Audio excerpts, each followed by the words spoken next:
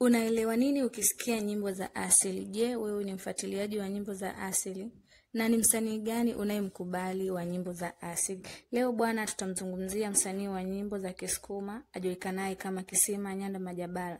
Huyu ni msanii namba 1 wa muziki wa asili anayefanya vizuri katika tasnia yake.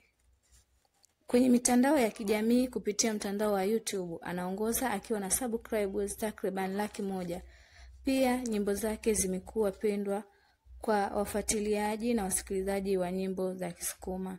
Mfano, wimbo wa Mwanune unaweza kupata viewers milioni 7 ukiwa ni wimbo pendwa kwa wafuatiliaji wake.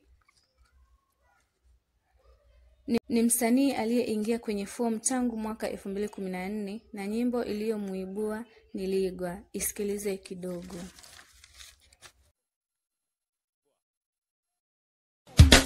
Kisima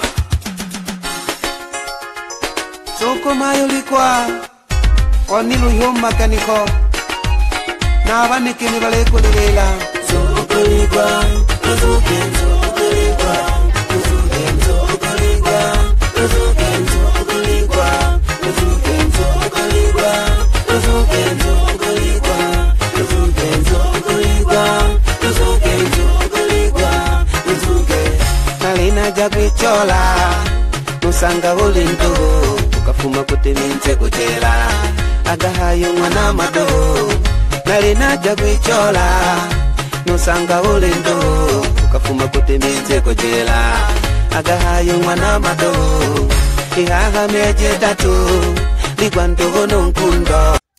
Kisima anatambulika kwa nyimbo zake zenye ujumbe muhimu. Mfano, wimbo wa elimu na Mwanune kaelezea umuhimu wa kusoma na nidhamu mashuleni.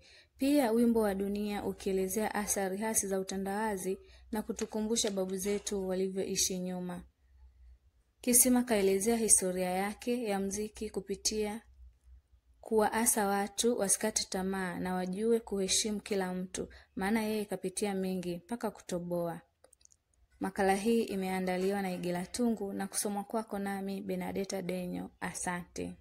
Mankungu banabane tuluna numwempu ilichora nilisa wanandagu nilombelagi nuni ningwi ukilunwa usungu na tiza wangu evitana lebaliza na malogo bangi bali tutula na